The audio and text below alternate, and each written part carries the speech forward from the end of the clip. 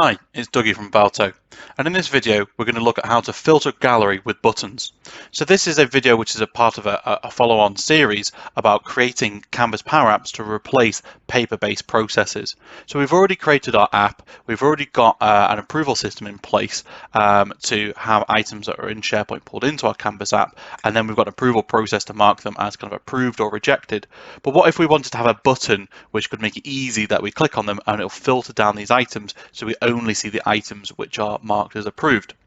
Well, the very first thing is we want to create some buttons. So what I'm going to do first is I'm just going to move this gallery down a little bit to make some space for my buttons. I'm just going to drag this search bar down a little bit as well, just to make some space for my buttons. And then once I've got my space, I can click across the top and click on Insert, click on Button, and that's going to add a button to my screen. Now, to make these sort of fit perfectly, say I might want to have 2 or 3 buttons over time, I'm just going to create an approved button today, but I could have approved, rejected, or new, depending on the different statuses. So this is going to be my approved button. So I'm just going to double click into there and type in approved.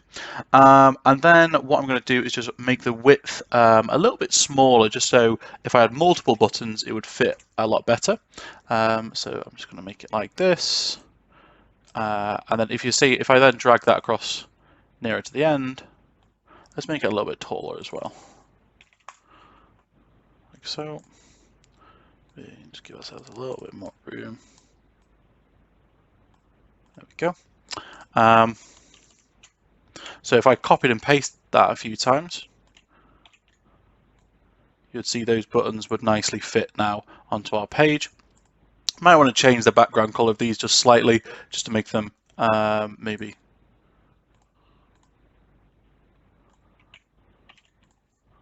let's just remove those ones. So we've got colored ones now, so we've got a little bit more transparency, just to make it look a bit better. There we go. Now, in the future, these ones might be my new, these might be my rejected, and this will be my approved button.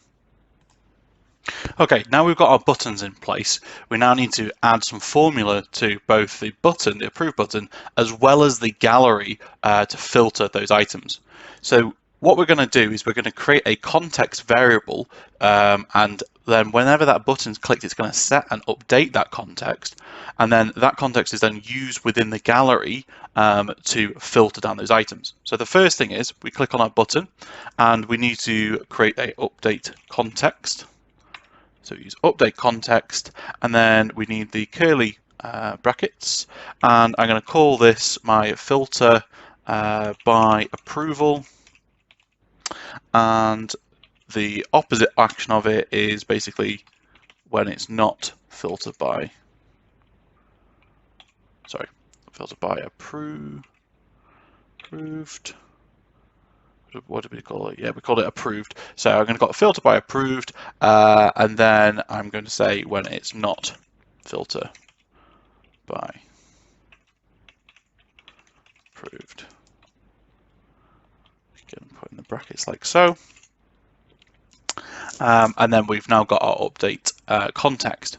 So the next thing is we now need to apply this to our gallery. So when we go into our gallery, we can see under items, we've already got quite a lot of formula, and we've got some bits we put in last time about updating it so only people can see their own items. So we're going to add in here another if statement.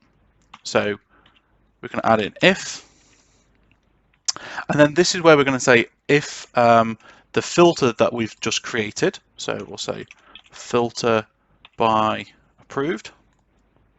So we want to know if that's true. So if it's equal to true, what we're going to do. So if that button has been clicked and it's set the context to true, what we're going to do. So we're going to say the status. We're going to filter by status dot value, and that needs to equal approved, like so on. And then we need an else value. So other than that, we're going to say the status value is basically anything else. So just putting something like that will then give you the sort of results that we need. So Now when we go back into our app and press play, when we click on approved, it's then going to filter down and only show us our approved items. But again, you could build this out. You could create this for the new, so any states new, any rejected, approved. You could also use these buttons for sort of showing if they're like unassigned, or if the person that is waiting on is me, or there's different ways that you might want to filter your galleries, but it's all very similar kind of formula. The formula will also be in the description as well to make it easier for you to access. This video is part of a series, so if you do want to see other ways that you can customize your Canvas Power Apps, please check out the videos in the rest of this playlist. I hope you enjoyed that video. If you need help, we do offer professional services, including bespoke development, pre-built solutions, training packages, and a pay-as-you-go support service which bridges those knowledge gaps within your existing team. All of our employees are based in the UK and have years of experience deploying solutions with small businesses as well as large enterprise organizations. We offer a free consultation with a no obligation quotation. If this all sounds good, drop us an email, ask for Dougie, and I look forward to hearing from you soon.